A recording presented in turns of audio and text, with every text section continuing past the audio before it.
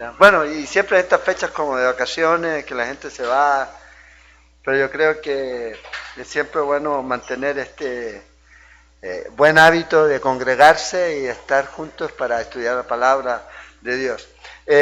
Mi familia ya está en Chile, llegaron hoy día en la mañana, bueno, en la madrugada, a las 3 de la madrugada, y ya están en la casa de mis suegros. Ahí están, les mandan saludos.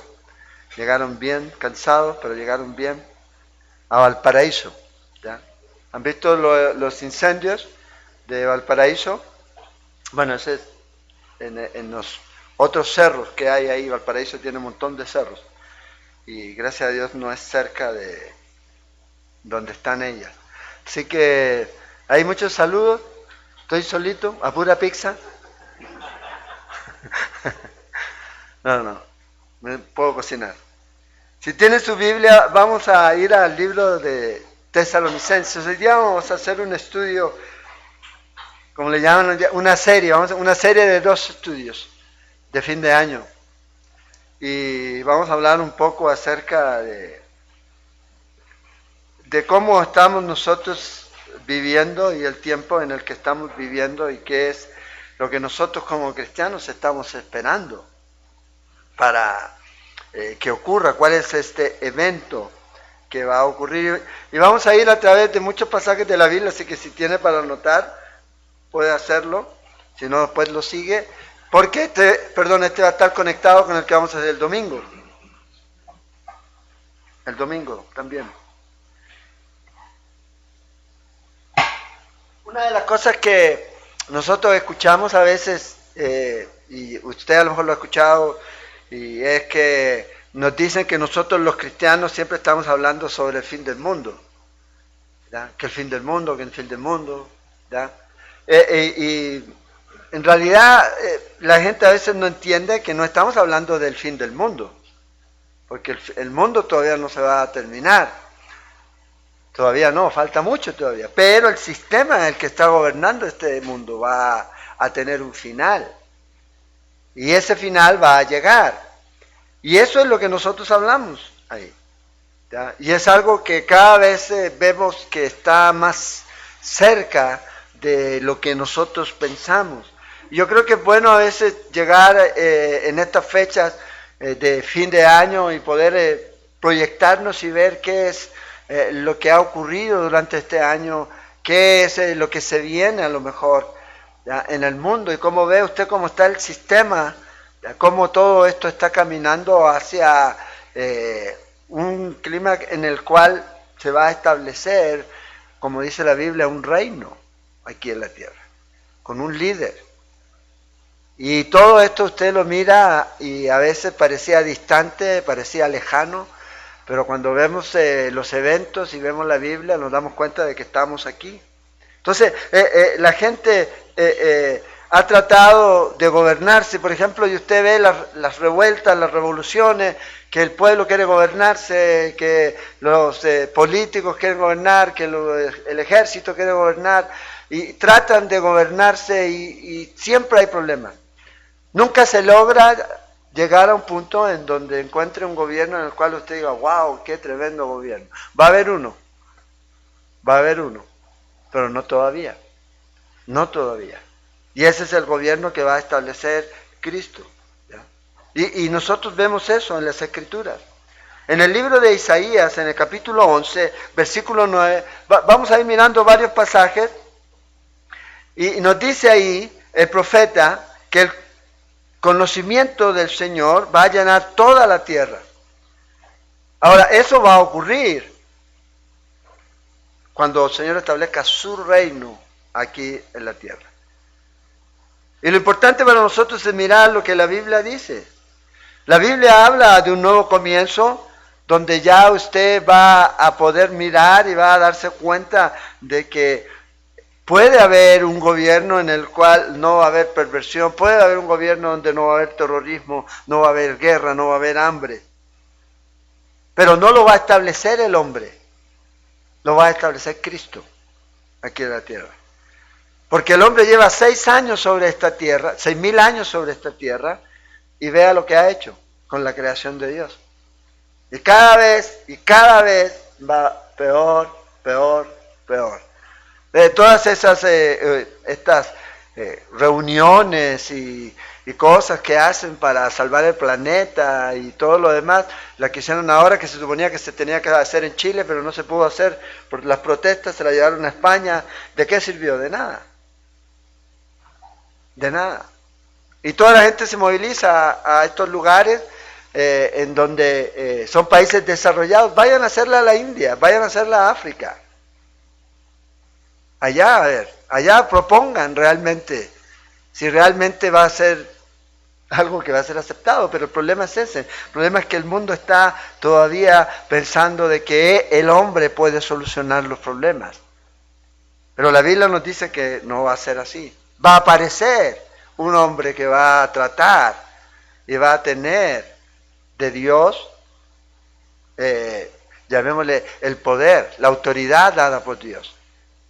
Pero no va a durar mucho. No va a durar mucho. ¿Por qué? Porque el hombre de por sí quiere lo mismo que quiere Satanás. Que lo adoren. Eso es lo que quiere. Entonces, todos dicen que esto se va a poner mejor, se va a poner mejor, se va a poner mejor. No, nosotros nos vemos por las Escrituras que antes de que esto se ponga mejor, va a empeorar. Así va a venir. Porque se va a encontrar, como dice Lucas 21-28, que va a haber un tiempo en el que la gente va a estar sin salida. Sin salida, dice. Van a buscar por dónde y no van a encontrar. Y van a darse cuenta de que necesitan algo más. Y eso es hacia lo que apuntamos. Fíjense hoy día, ¿cómo está el mundo hoy día? El mundo hoy día en su moralidad totalmente decaído. Hay una inmoralidad sexual hoy día increíble. Romanos capítulo 1, versículos 17 al 32, Pablo habló de eso. En ese tiempo y es en este tiempo. La inmoralidad sexual, ¿ya? La perversión, en los niveles en que nunca antes. Y el problema con esto es que la gente dice, usted tiene que aceptar esto. No puede hablar en contra de eso, no puede opinar diferente en contra de eso. Y va a llegar un punto en donde aquí y en todas partes va a ser igual, con todas estas ideologías. Cada vez usted ve el alejarse de Dios que trae a la gente a blasfemar en contra de Dios, a hacer actos blasfemos en contra de Dios. Todos estos grupos, lamentablemente, van más y más. Segunda de Timoteo, capítulo 3, versículo 2. El apóstol Pablo habla acerca de eso. Pero una de las cosas que nosotros estamos mirando es que hay mucha apostasía hoy día. En segunda de Tesalonicenses, capítulo 2, el versículo 3, dice Pablo que va a ser una señal antes de que se manifieste el hombre de pecado.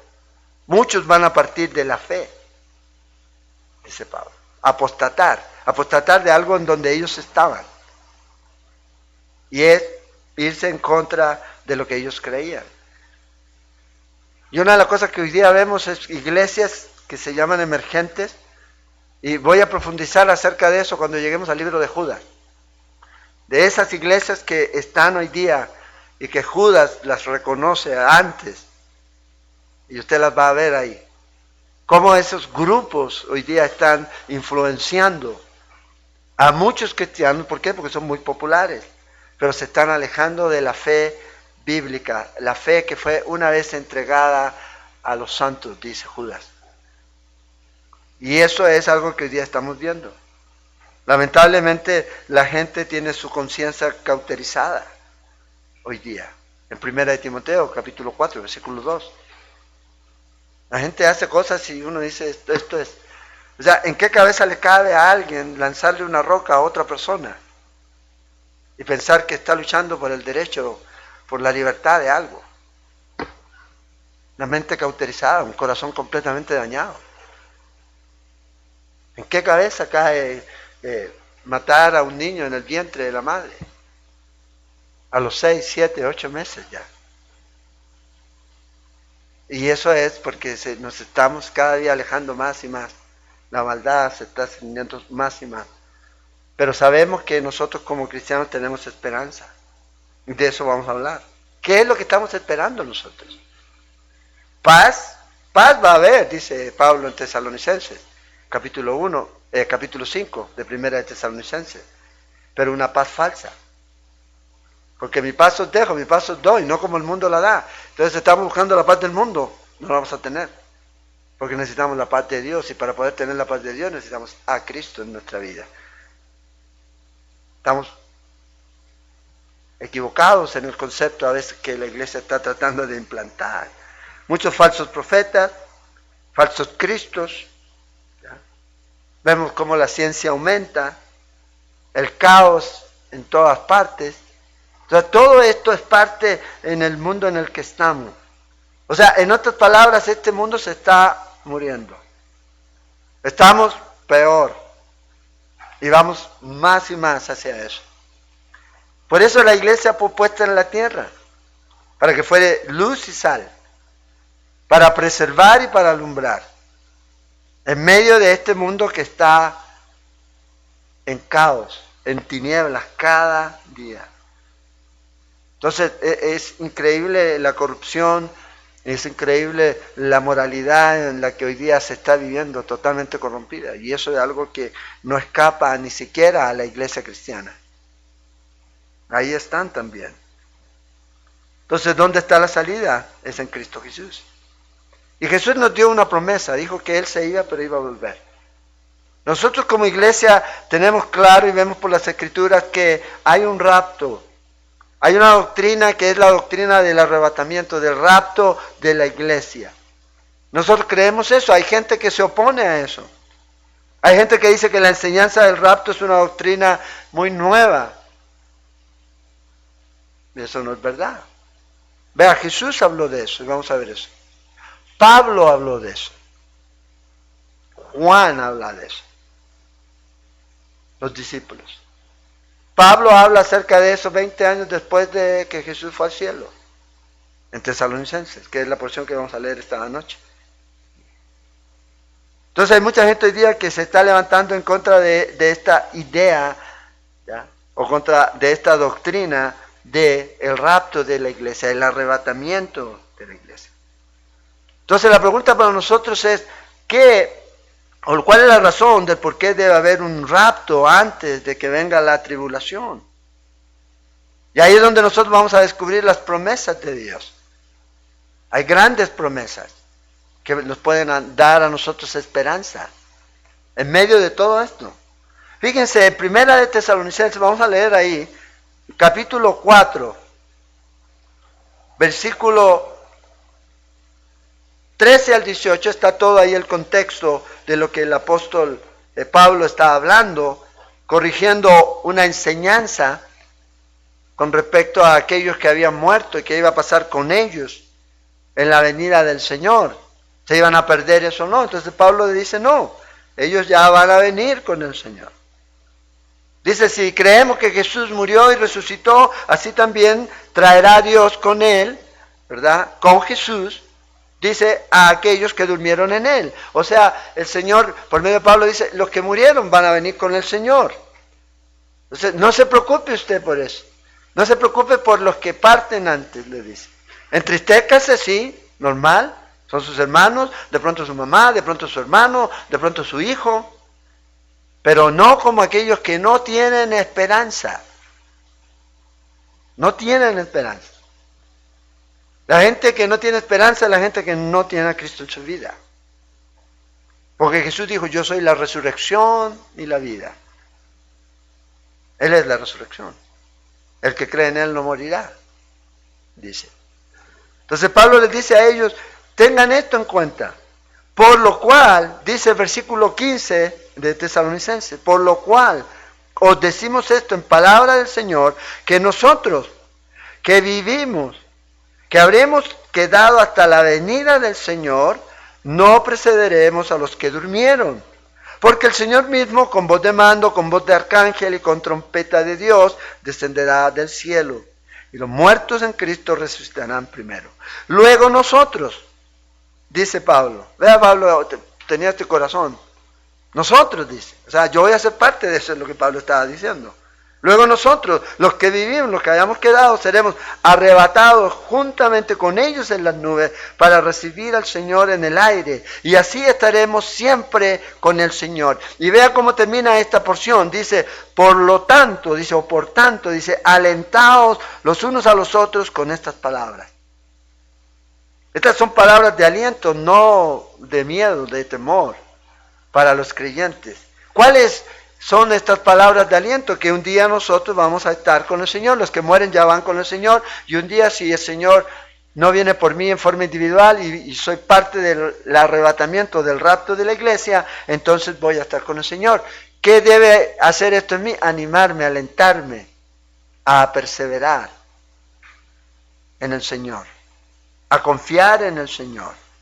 Y aquí es donde está el punto. Y aquí es donde se produce el debate. La iglesia, la Biblia, los cristianos del primer siglo y a través de la historia siempre han creído que va a haber un arrebatamiento. El problema es para ellos cuándo va a ser, dónde va a tomar lugar, cuándo va a tomar lugar. Y hoy día hay muchos cristianos que no creen esto, en realidad. Y piensan que no va a venir hasta el final. Y dos cosas son las que se confunden aquí, ¿ya? Para aquellas personas que a veces están no teniendo claro esto. Una de ellas es que no ven la diferencia entre los santos de la era de la iglesia y los santos de la tribulación en las Escrituras. Los santos de la era de la iglesia, o sea, nosotros, y aquellos que queden, esos santos durante la tribulación. Durante la tribulación. Si usted lee las Escrituras, lee Daniel, lee Apocalipsis, se va a dar cuenta que van a haber hombres que van a estar durante ese tiempo, que son diferentes a la iglesia. Pero también pierden el propósito. No solamente no hacen la diferencia entre estos santos, sino que pierden el propósito del período de la tribulación. ¿Cuál es el propósito del período de la tribulación? Primero está para el pueblo de Israel. Para el pueblo de Israel, para la nación de Israel, para ellos. Eso es lo que el profeta Jeremías en el capítulo 30, versículo 7 dice, la angustia de Jacob. Ese tiempo es donde van a desarrollarse juicios sobre esta tierra. Entonces, pierden eso, se confunden, no saben diferenciar entre los santos del Antiguo, entre los santos que son de la iglesia y los santos que van a estar durante la tribulación. Durante la tribulación, que van a ser parte de la tribulación, y que muchos de esos van a entrar vivos al milenio, van a llegar hasta el final de la tribulación. Entonces la gente dice, bueno, me puedo jugar la carta a lo mejor. Vamos a ver que hay una escritura que es muy tremenda en la Biblia, donde dice que aquellos que ya escucharon una vez y rechazaron, Dios después va a enviar un espíritu para engañarlos, para que no crean. O sea, es ahorita. Es la oportunidad. Es ahorita. Para tomar esa decisión. Entonces, la Biblia nos habla a nosotros de este evento aquí. Y la primera mención es la que usted está leyendo aquí, o una de las primeras menciones que nosotros tenemos. El apóstol Pablo la escribe 20 años después de que Cristo fue al cielo. Por ahí por el año 50. Aquí. Y Jesús fue el que reveló esta doctrina. Jesús parte con esta enseñanza en Juan, en capítulo 14, versículos del 1 al 3. Entonces, donde a veces está la confusión para muchos es hablar de la segunda venida de Jesucristo. ¿Qué es para usted la segunda venida de Jesucristo? Entonces, muchos dicen, bueno, la venida del Señor Jesucristo, la segunda venida del Señor Jesucristo es a establecer su reino. Sí, en parte. En parte, pero antes de eso, esta segunda venida está dividida en dos eventos, en dos fases, en dos aspectos que podemos ver por medio de las Escrituras.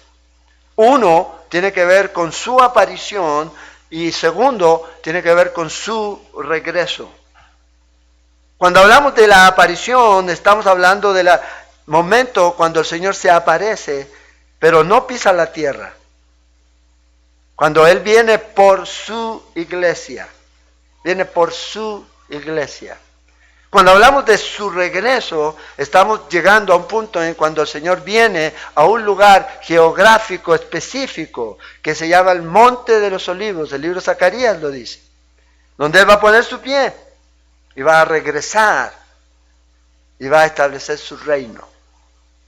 Entonces, una tiene que ver con el rapto de la iglesia, ese evento que va a ocurrir 7 años antes de la segunda venida de Cristo. La segunda es el regreso de nuestro Señor. Entonces ambas, y ahí es donde se produce la confusión, se describen en las Escrituras como su venida. Entonces por eso no, pero se está hablando de su venida, sí, pero ¿cuál fase? ¿De qué fase está hablando? ¿Cuando viene antes por su iglesia o cuando viene con su iglesia a establecer el reino? Por eso es importante que nosotros vamos mirando las Escrituras aquí. Por eso hoy día, lamentablemente, muchos cristianos hoy día atacan esta doctrina. ¿Pero qué leímos aquí en Tesalonicenses? El apóstol Pablo dice, yo estoy esperando el retorno de Jesucristo.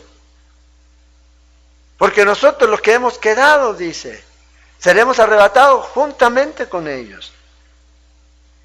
La iglesia, los cristianos, los apóstoles del primer siglo tenían esta expectativa.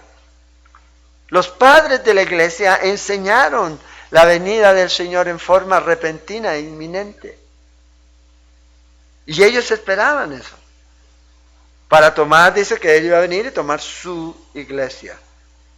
Su iglesia. Y eso es la esperanza que nosotros tenemos. Entonces, la pregunta es, si esta es una doctrina que podemos fundamentar en el Nuevo Testamento. La respuesta es sí. Vea lo que dice el Nuevo Testamento. Tito 2:13. Aguardando la esperanza bienaventurada. Cuando usted lee Tito, el apóstol Pablo está hablando de esta esperanza bienaventurada y dice que la esperanza bienaventurada del creyente es la vida eterna. De eso está hablando. Y dice, tenemos esta esperanza bienaventurada, o sea, la vida eterna. Pero también dice, y la manifestación gloriosa de nuestro gran Dios y Salvador Jesucristo. Entonces, ¿qué creía la iglesia? La iglesia creía que el Señor iba a regresar por ellos. Pero iba a regresar en su tiempo, en su generación. Ellos pensaban eso. Ellos estaban buscando y esperando la venida del Señor. ¿Cuándo puede ser? No sabían, pero ellos sabían que podía venir en su tiempo. Vea lo que dice Pablo en Tesalonicenses, versículo 10 del capítulo 1 de primera de Tesalonicenses. Dice, y esperar de los cielos a su Hijo, al cual resucitó de los muertos, a Jesús, quien nos libra de la ira venidera. Ahora, Pablo dice aquí que ellos estaban esperando, pero no estaban esperando cualquier cosa, y eso es muy importante. La iglesia no está esperando por el anticristo, ni estamos queriendo saber quién es el anticristo. La iglesia está esperando por su Hijo, por Jesucristo, el Hijo de Dios. Ese es el que está esperando, el Señor y Salvador. Y dice aquí que Él va a venir para liberarnos de la ira venidera. ¿Cuál es la ira venidera? La ira venidera tiene que ver con la ira que viene directamente del trono de Dios. Porque usted y yo ya no estamos en ira. Cuando hemos creído en Cristo Jesús, ¿quién pagó el precio por eso? Cristo en la cruz. Pero cuando usted lee Apocalipsis, el capítulo 6, cuando comienzan a desatarse los sellos, y donde dice que la gente comenzó a clamar y a gritar y a decir, ha llegado la ira del Cordero de Dios. Es el día de la ira. Entonces la ira no es para nosotros, es para aquellos que van a estar aquí en la tierra, para aquellos que han rechazado a Jesús como Señor y Salvador. ¿Qué es para nosotros? Lo que Pablo dijo en Tesalonicenses 4, el versículo 17, seremos arrebatados en las nubes. El Señor vendrá, dice, vamos a ser arrebatados y vamos a ver al Señor en las nubes, en el aire. Y así estaremos con el Señor por siempre. Aliéntense, anímense con estas palabras. La palabra aquí, arrebatar, es la palabra arpazo. Y esta palabra quiere decir que es alguien que es agarrado. o extraído por fuerza de donde está. Esta es la palabra aquí. Tirar lejos o lejos de. Pum, sacar. ¿De qué va a ser usted arrebatado? ¿De qué va a ser usted librado? ¿De qué va a ser usted sacado? ¿De qué usted va a ser llevado lejos? De la ira de Dios que viene sobre esta tierra. No vamos a estar aquí. Entonces aquí es donde el que está estudiando la Biblia realmente debe comenzar a preguntarse aquí. ¿El porqué de esto? ¿Cuál es la razón? Entonces, el rapto es una doctrina bíblica. Primero, porque necesita usted tener un rapto.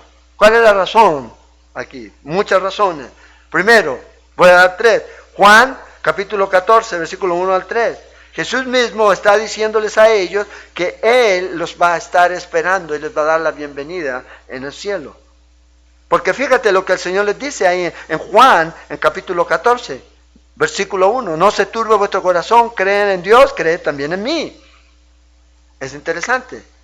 Jesús está diciendo, ¿por qué deben creer en mí? Porque yo soy Dios. Igual que el Padre. O si no, hubiera sido un despropósito.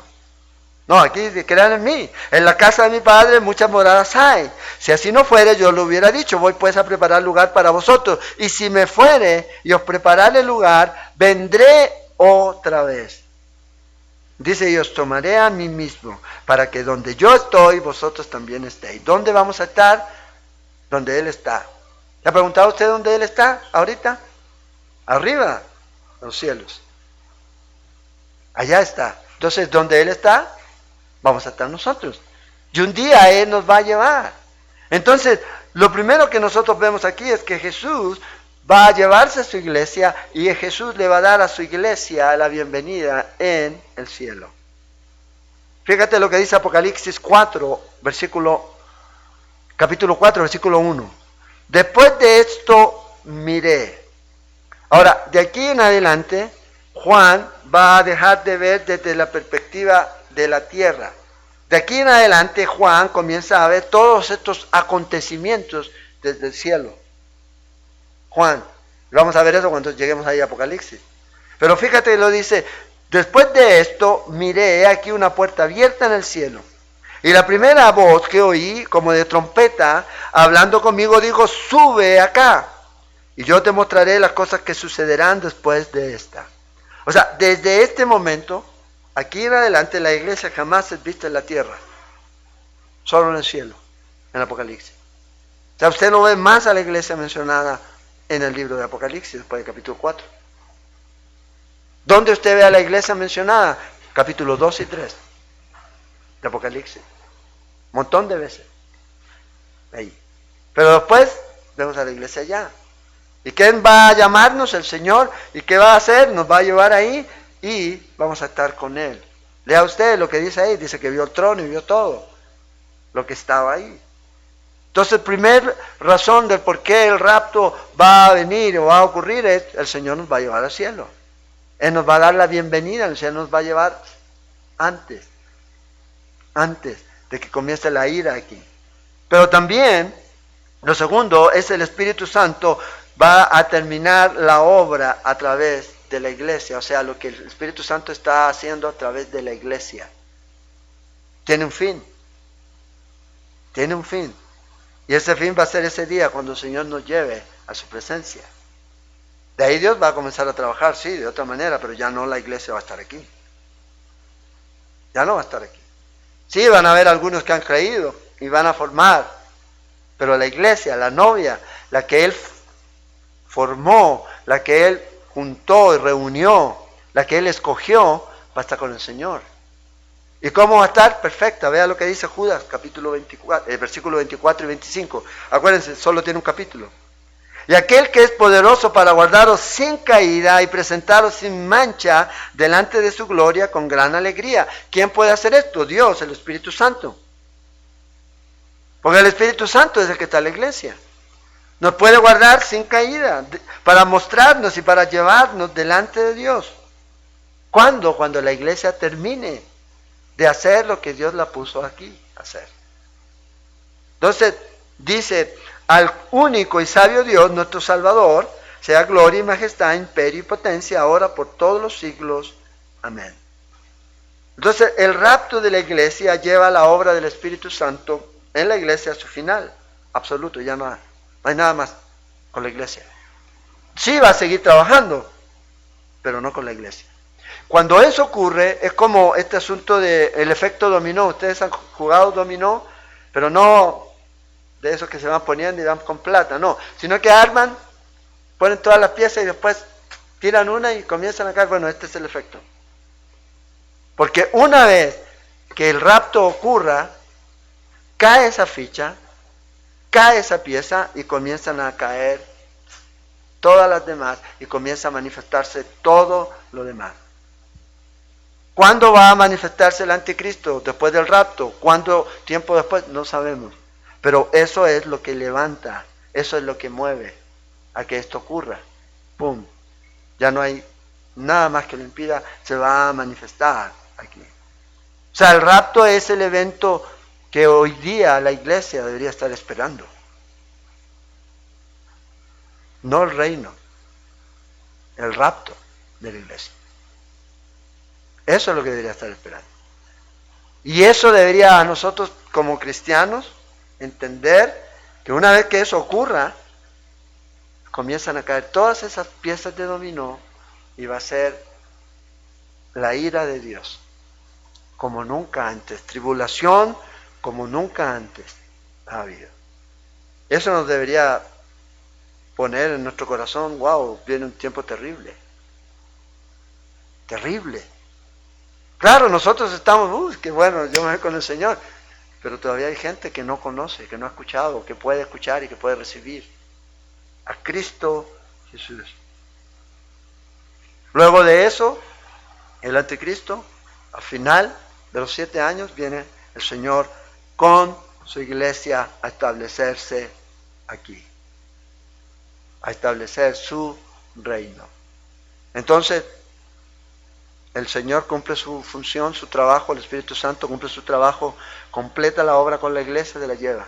Y lo tercero es que solo entonces, o sea, solo cuando la iglesia sea quitada, es entonces que puede ser revelado el hombre de pecado, el anticristo. Segunda de Tesalonicenses, en capítulo 2, versículos 6 y 8, dice: y ahora vosotros sabéis lo que lo detiene, a fin de que a su debido tiempo se manifieste, porque ya está en acción el misterio de la iniquidad, solo que hay quien al presente lo detiene hasta que él a su vez sea quitado de en medio. Entonces se manifestará aquel inicuo a quien el Señor matará con el espíritu de su boca y destruirá con el resplandor de su venida. Entonces, hay algo que no puede o que impide que este inicuo, este hombre de pecado, el anticristo que llama Juan, se manifieste. Hasta que esto, dice, sea quitado. Dice, hasta que él a su vez sea quitado de en medio. Va a ocurrir. El Espíritu Santo está trabajando en la iglesia. Pero ya una vez que se lleva a la iglesia, el Espíritu Santo va a trabajar con Israel. Ezequiel, capítulo 39, versículo 29. Dice, derramaré otra vez mi espíritu sobre la casa de Israel. Pero el Señor ya había dicho esta casa queda desierta. ¿Por qué? Porque ahora está trabajando con los gentiles. Con los gentiles. Y eso es un detalle muy importante considerar. Porque Lucas, por eso nos da tanta información. Porque Lucas es el único escritor que le habla a los gentiles. Mateo le habla a los judíos. Marcos, los romanos. Pero en general a los gentiles, Lucas. A los gentiles. Y obviamente el gentil no es que sea muy gentil, que no, sino que son diferentes, no son judíos. No son judíos. Entonces, el Espíritu Santo trabaja en la iglesia, se va a llevar. Una vez que eso ocurra, ya no va a haber nada que impida que este inicuo se manifieste, y se va a manifestar y se va a revelar. O sea, ¿qué quiere decir eso? No es que van a hacer, sino que ya está. Lo que van a hacer es quitarle el velo. y se va a revelar, porque eso es lo que quiere decir la palabra revelar. Pum, se va a poner ahí.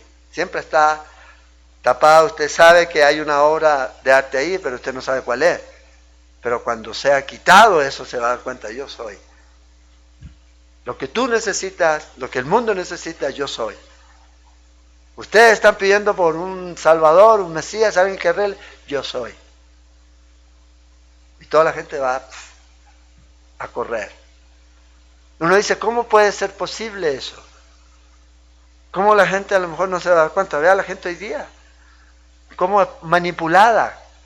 Y aún teniendo la iglesia, aún estando el Espíritu Santo trabajando en los cristianos. No estoy hablando de la gente del mundo, estoy hablando de los cristianos. Y los cristianos son engañados. Aún así, teniendo la palabra de Dios. Imagínense cuando eso ya no esté. Cuando se manifieste el poder de Satanás sobre este mundo. Como nunca antes. Como nunca antes. Van a ser engañados. Y este hombre va a darle las soluciones. Ahora, ¿para qué propósito sirve el rapto? Voy a nombrar algunas razones. ¿Qué propósito tiene? Primero, el rapto es una exhortación a estar alerta, a estar velando. Vea lo que dice Apocalipsis 3:10. Apocalipsis 3:10. Por cuanto has guardado la palabra de mi paciencia. La idea aquí es perseverar. La idea aquí es permanecer en ello. La idea es seguir adelante. No es que una vez y ya, no, sigue. Has guardado, has perseverado la palabra de mi paciencia, la has mantenido, la has vivido. Yo también te guardaré de la hora de la prueba que ha de venir sobre el mundo entero, para probar a los que moran sobre la tierra. Entonces vea, es una exhortación. Hemos guardado la palabra, hemos guardado la palabra de la paciencia. Dios dice, Dios te voy a guardar de esta prueba que va a venir. Te voy a sacar te voy a quitar de aquí. No te voy a guardar durante, sino que la palabra en griego es sacarte de lo que va a venir. No vamos a estar aquí. No vamos a estar aquí. Pero también esto es la consumación de la iglesia en la tierra. Aquí se acaba. Fíjate lo que dice Pablo en Tesalonicenses, en primera de Tesalonicenses 2:19. Porque ¿cuál es nuestra esperanza? O gozo, o corona de que me gloríe. No lo sois vosotros, y vea dónde. Vea dónde. Delante de nuestro Señor Jesucristo en su venida. Ahí está. La consumación de la iglesia en la tierra. Esto es, ahí se, cuando el Señor venga por nosotros, se consuma cuando estamos presentes al Señor. Ahí está la gloria, realmente. Eso es lo que va a ocurrir. Esto no puede ocurrir hasta que el Señor venga por su iglesia. Todavía estamos aquí. ¿Presentes al Señor o ausentes? ¿Cuándo estoy presente al Señor? Cuando me muero. ¿Cuándo estoy ausente? Ahorita. Ahorita. Claro, dice, sí, yo tengo al Señor en mi corazón, pero un día usted va a estar presente, lo va a ver físicamente a Él. Es de lo que vio Juan cuando está en Apocalipsis. Vio el trono y vio a uno sentado en el trono. ¿Ya? Es Cristo Jesús. Es lo que va a ocurrir. Hebreos 9:28. Así también Cristo fue ofrecido una sola vez para llevar los pecados de muchos y aparecerá por segunda vez sin relación con el pecado para salvar a los que le esperan. Para salvar a los que le esperan. La consumación. Se consuma todo, ya está. Por eso dice, la noche está avanzada. Viene. Pero ya viene la mañana y debemos estar despiertos. Porque está cada día más cerca vuestra salvación. No es que somos salvos, sí, somos salvos. Pero un día el Señor nos va a llevar y vamos a experimentar la plenitud de lo que es la salvación por completo. Donde el pecado ya no va a tener más presencia en nosotros. Y vamos a estar presentes al Señor, adorando al Señor. Y vamos a ser el especial invitado, la novia única que va a estar allá en el cielo, la iglesia, que es su novia. Entonces, la exhortación es persevere, porque viene el tiempo de la consumación, se va a acabar. Se va a acabar. Y cuando eso ocurra, vamos a ser liberados por completo de toda esta mortalidad, de todo este dolor, de todo este sufrimiento, de todas estas luchas. Completo. Ya nada más va a afectar nuestra vida. ¿Por qué? Porque vamos a tener cuerpos glorificados en la presencia de Dios. Pero también con esto se cumplen las promesas de Dios. La promesa de Dios es liberar a su iglesia de su ira. Esa es la promesa de Dios. Vea lo que dice Apocalipsis. Si usted lee Apocalipsis, capítulo 2 y capítulo 3, siempre comienza de esta manera. Escribe al ángel de la iglesia en Filadelfia. Les escribe a la iglesia. Ahí les dice, si hacen esto, yo los guardaré. Como leímos ahora en el 3:10, yo los voy a librar de la hora de la prueba. O sea, la promesa de Dios está. Y Dios cumple sus promesas. Dios cumple sus promesas. Dios cumplió su promesa de que iba a enviar un Mesías, lo envió. Dios cumple su promesa también de que va a venir por su iglesia, lo va a cumplir. Dios es un Dios que cumple las promesas. No es algo en el que podamos decir nosotros, ¿será o no será? Él lo va a cumplir. Como leímos ahí en el capítulo 1 de Primera de Tesalonicenses, versículo 10, donde dice que vamos a ser liberados de la ira venidera. Esa es la promesa de Dios. Jesús nos va a librar. Nos va a librar de esta ira venidera. Fíjate en el capítulo 3 de Primera de Tesalonicenses, versículo 13. Para que sean desafirmados vuestros corazones, irreprensibles en santidad delante de Dios, nuestro Padre, en la venida de nuestro Señor Jesucristo con todos sus santos. Para que sean afirmados, ¿ya? Para que sean afirmados nuestros corazones. ¿Para qué? Para que un día vamos a estar con el Señor, y un día usted va a estar con el Señor, y un día usted va a regresar con el Señor Jesús. La esperanza que tenemos.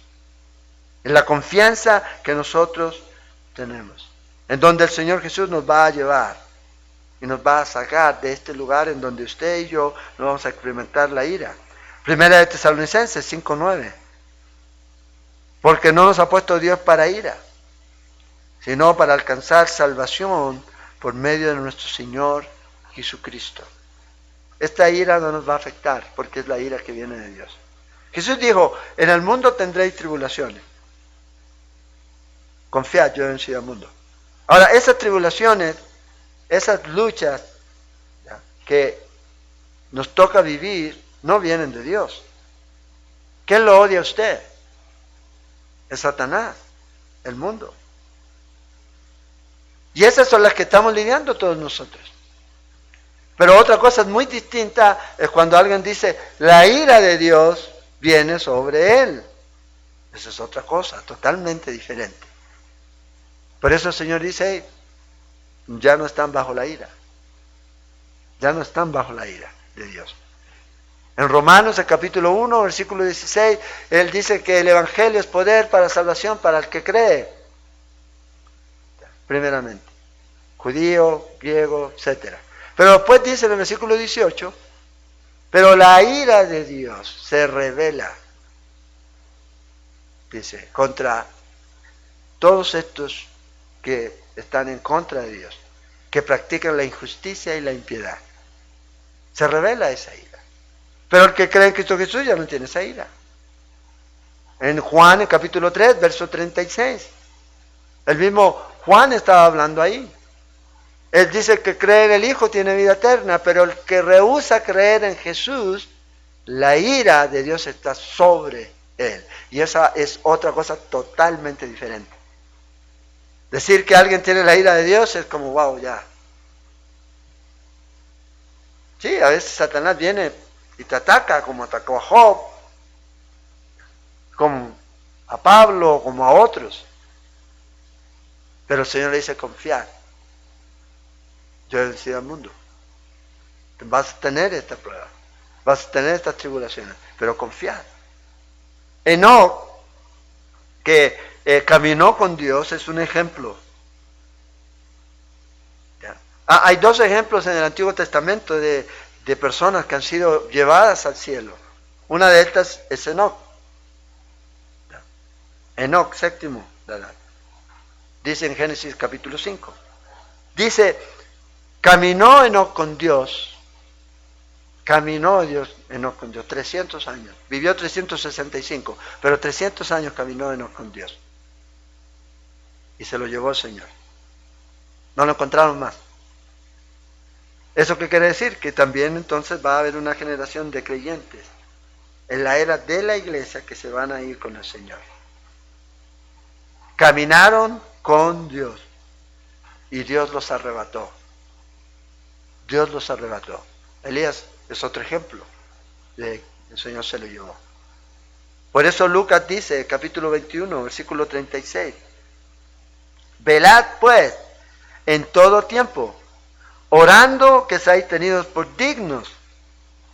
Ahora, Lucas es el único que habla de esto, otra vez. Y lo expresa así. Dice, para que sean tenidos por dignos de escapar de todas estas cosas que vendrán. ¿De qué había estado hablando Lucas? Bueno, Lucas escribió lo que el Señor Jesús estaba hablando de que iba a ocurrir en los últimos tiempos antes de su segunda venida con su iglesia. Entonces Lucas dice, oren al Señor, ¿ya? Está escribiendo las palabras del Señor y pidan para que sean tenidos por dignos para escapar de todas estas cosas que vendrán y de estar en pie delante del Hijo del Hombre. Del Hijo del Hombre. ¿Cuándo vamos a estar de pie delante del Hijo del Hombre? Cuando el Señor nos lleve al cielo. Es ahí donde vamos a estar. Es ahí, eso es lo que nosotros estamos esperando. Por eso dice, ore para ser tenido por digno. Ahora, si Jesús te dice que hagas algo, yo creo que tú lo vas a hacer, ¿o no? Bueno, está Jesús. Vele y ore para ser tenido por digno. Ah, no, pero yo soy salvo, siempre salvo. Pero dice, vele y ore. Permanezca. Después debata. Primero permanezca. Sea fiel. Viva para Él. Y luego debata. Unos quieren debatir para justificar su estilo de vida. Vive como Cristo. Después debate. ¿Para qué vas a debatir si no vives como Cristo? ¿De qué sirve tu teología ortodoxa si no has transformado tu vida? No sirve. Primero deja que transforme tu vida. Si transforma tu vida, entonces queremos escuchar. Queremos escuchar. Entonces el Señor dice, velen, oren y pidan ser tenidos por dignos de escapar de todo lo que va a venir, para que un día estemos delante del Hijo del Hombre. Eso es lo que esperamos. Eso es lo que va a ser el rapto, llevarnos. Para estar ahí, para ser premiados por el Señor, por las obras que hemos hecho aquí, en esta tierra. Entonces, ¿cuáles son las características del rapto? Yo no sé si usted ha pensado en esto, pero tiene que haber una consumación, tiene que haber un fin en cuanto a la doctrina de la redención. ¿Cuándo termina la doctrina de la redención? Completamente, sí, en la cruz ya Dios lo hizo, pero entonces ¿cuándo la vamos a ver por completo? Cuando estemos con el Señor. ¡Pum! Ya nos damos. Ahí está, no hay falla. Si está de pie delante del Señor, eso quiere decir que está completo todo aquí. Entonces, el punto aquí no es solamente para una promesa que el Señor le da a su iglesia, que es muy importante, pero también nunca debemos pasar por alto que es parte de la doctrina de la redención. Todo esto está dentro de ellos. La elección, la justificación, la salvación por completo, pero también el rapto o también el llevarnos a la presencia de Dios es parte de este paquete. Completo. Él lo hizo todo. Por eso voy a preparar lugar para ustedes. Es parte de eso. Colosenses 3:4. Cuando Cristo, vuestra vida, se manifieste, entonces vosotros también seréis manifestados con Él en gloria. Ya, redención completa. Completa. Y Él va a venir y va a mostrar a la que redimió. ¿Y quién es la que redimió? A la iglesia, santos de toda nación y lengua. La va a mostrar ahí. Y eso es lo que hace el rapto. ¿Cuándo va a suceder? ¿Cuánto tiempo se va a demorar? Bueno, lo que dice Pablo es que vamos a ser transformados en un abrir y cerrar de ojos. Hay algunos que hablan de que va a ser como en un nanosegundo. ¿Ya? Es como lo que dicen los científicos, el tiempo que tarda la luz en recorrer aproximadamente 30 centímetros. ¡Pum! Un nanosegundo. O sea, va a ocurrir. Por eso la gente dice, no, cuando yo vea que la cosa se va a poner, entonces me arreglo. No, pues te va a sorprender. Por eso dice, para que no te sorprenda. Tienes que estar listo, estar caminando, porque podemos ir por la vida caminando y de repente, vámonos.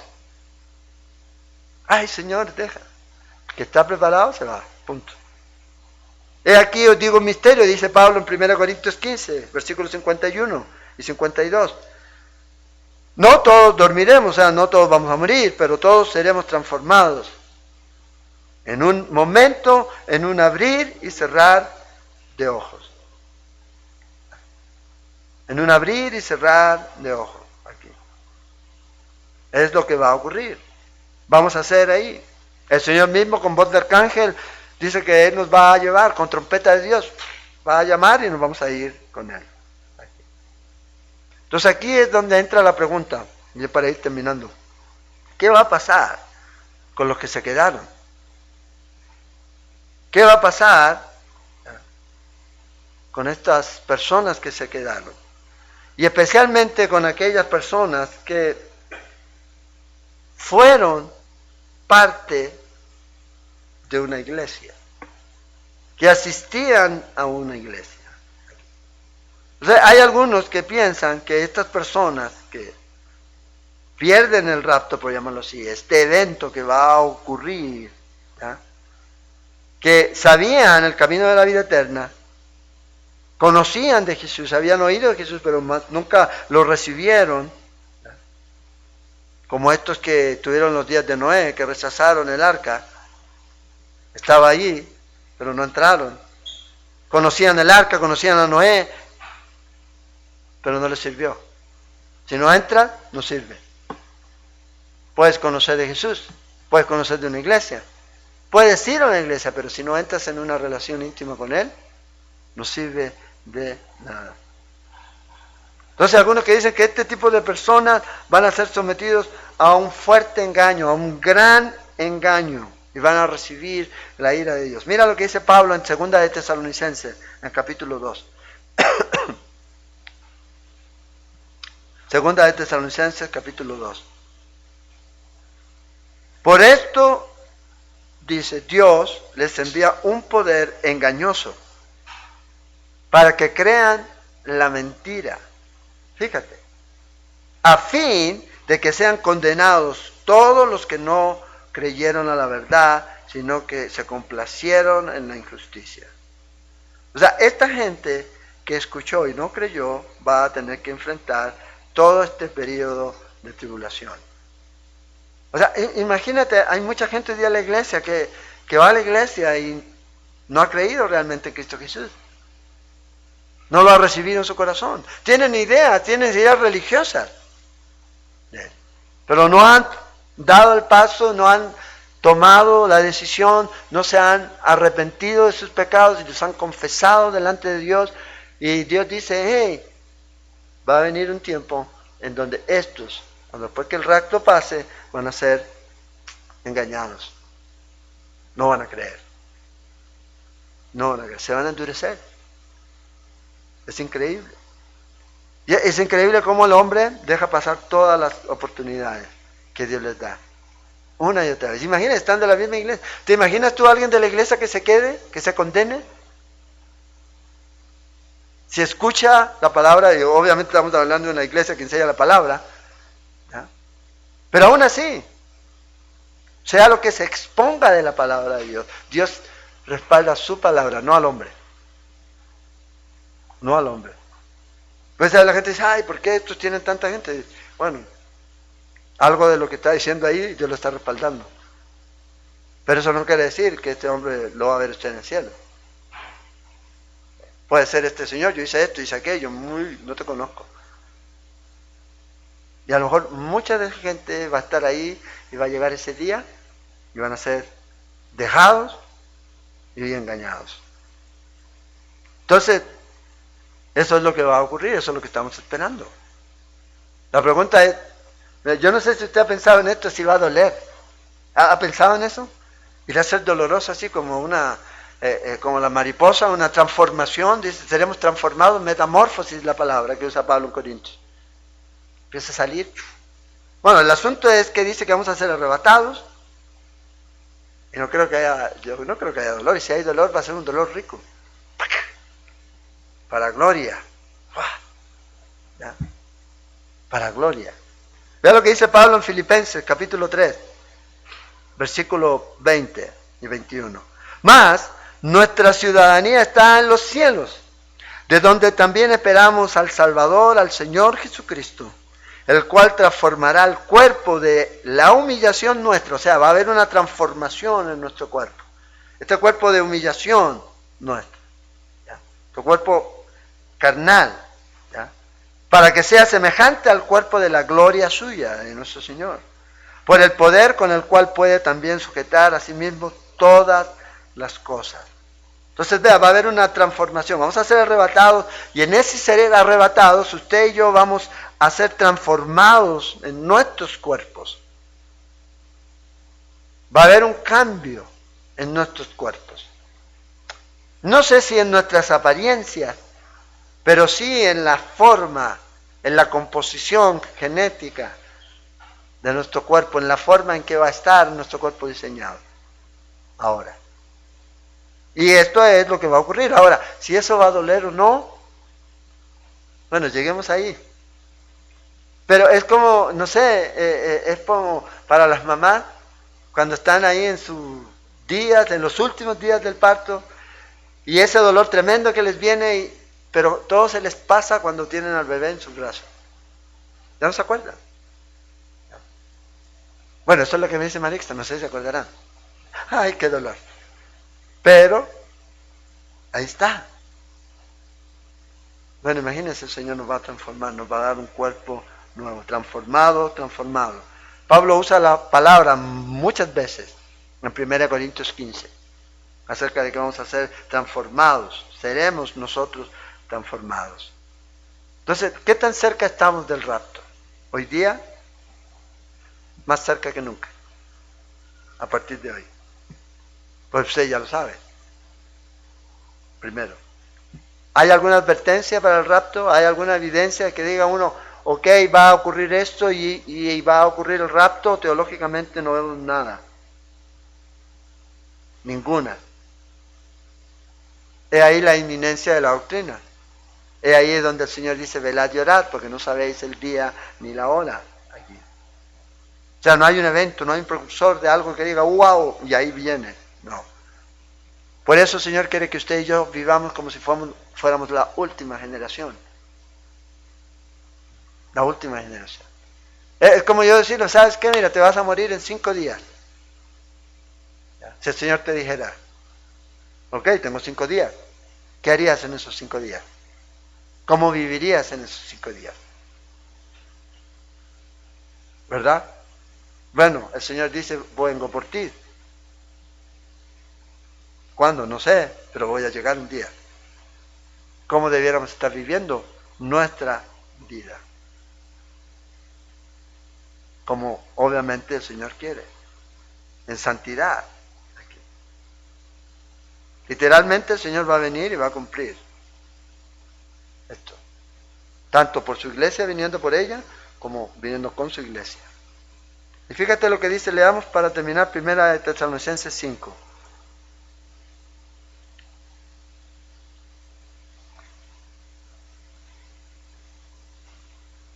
Dice Pablo, vamos a leer del 1.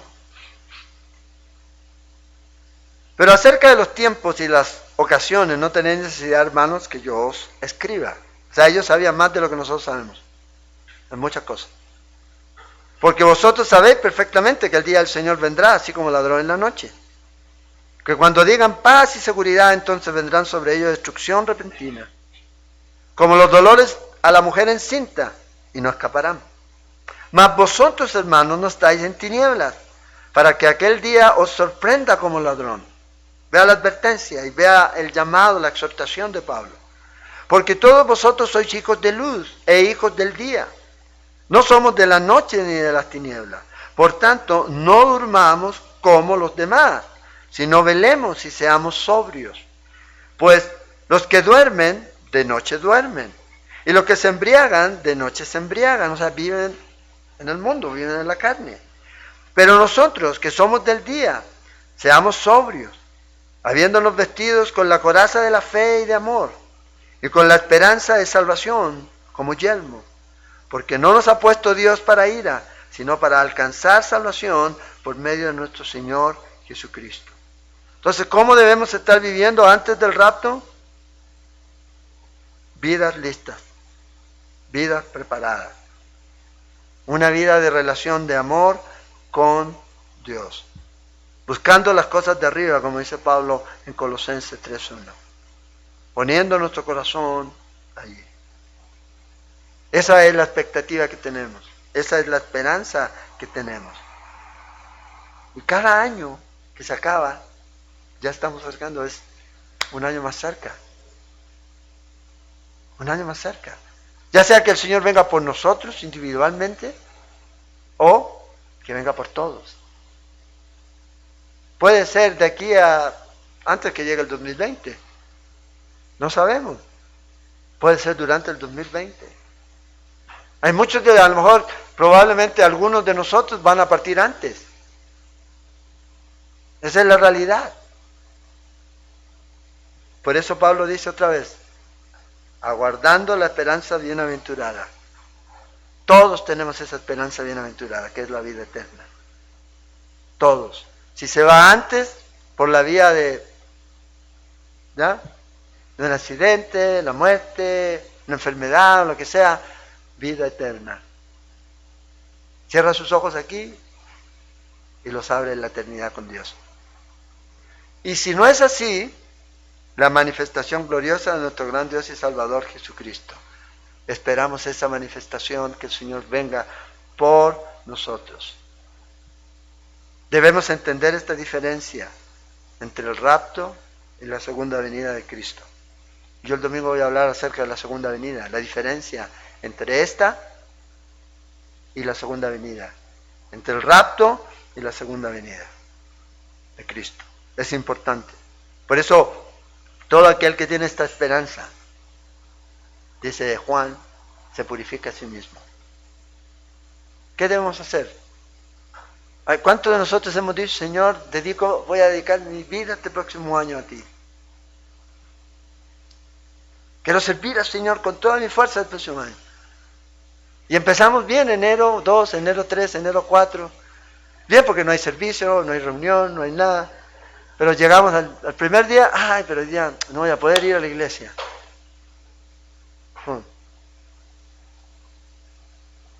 Y ahí vamos. Después ya enero 12, que empezamos a leer la Biblia pero es que no sé cómo leer. Léela, nada más. Y deja que el Señor te guíe. Pero es el tiempo de dedicar nuestra vida a Dios, realmente. Como dijo Josué, yo y mi casa serviremos al Señor. Bueno, tu vida debe ser primero dedicada al Señor, si quieres que tu familia sea dedicada al Señor. No puede ser al revés. El fin para algunos es solo el comienzo para nosotros. Esa es la esperanza que tenemos. Por eso dice otra vez, miren, velen, esténse preparados, porque la hora ni el día nadie la sabe. Pero qué lindo es que cuando el Señor regrese nos encuentre haciendo la voluntad del Padre. En los negocios de mi Padre me conviene estar. Pero lamentablemente muchos van a quedar porque van a preferir los negocios del mundo. ¿Por qué? Porque te producen algo momentáneo. ¿No es lo que es? Nada más. Nada más. No alabamos a Dios cuando realmente debemos hacerlo. Estamos acostumbrados solamente a alabar a Dios cuando nos va bien. Pero no cuando las cosas no están bien.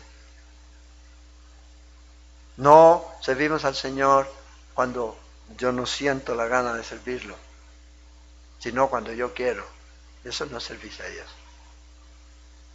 A Dios hay que servirlo siempre, cuando tengas y cuando no tengas. Y aún así, si lo haces bien, siervo inútil eres.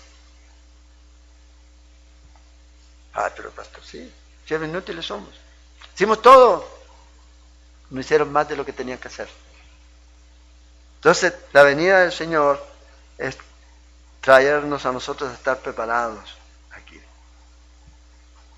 Preparados. Moisés termina el libro de Deuteronomio, o el que terminó el libro de Deuteronomio, con estas palabras, en el capítulo 30. Mirad, yo he puesto, versículo 15 y 16, y lo que nota, yo he puesto delante de ti hoy la vida y el bien, la muerte y el mal.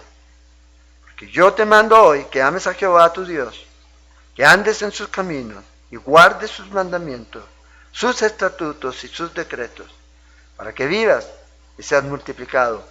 Y Jehová tu Dios te bendiga en la tierra a la cual entras para tomar posesión de ella.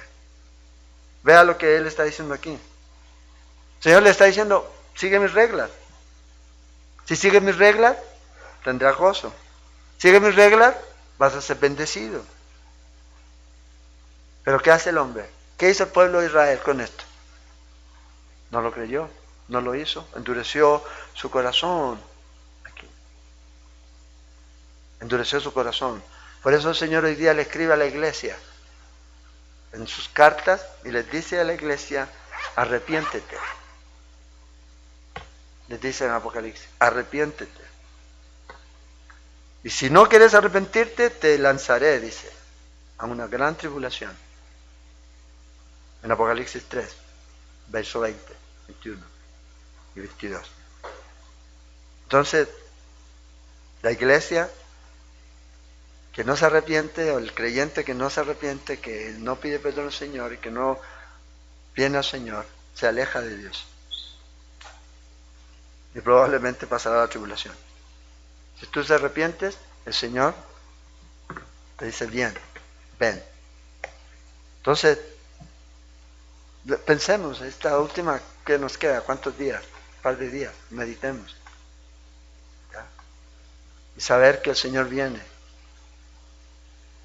Y a lo mejor uno dice, pude haber hecho más. Y no es que no pudo hacer más, es que no quiso hacer más. Porque esa es la verdad. Es que hay sacrificio, hay que eso, hay que eso. Eso es. Jesús lo mostró, Jesús lo hizo y lo vivió. Ese es el modelo para nosotros. Entonces, ¿cuál es el mensaje? Estemos listos.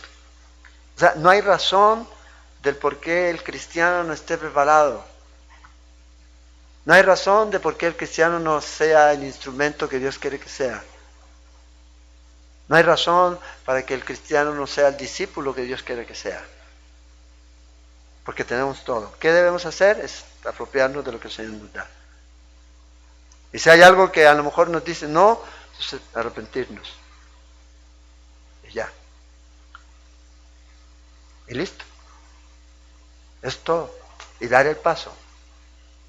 y a abrocharnos el cinturón, ¿ya? Porque esto cada vez se va a ir poniendo más difícil, hermanos.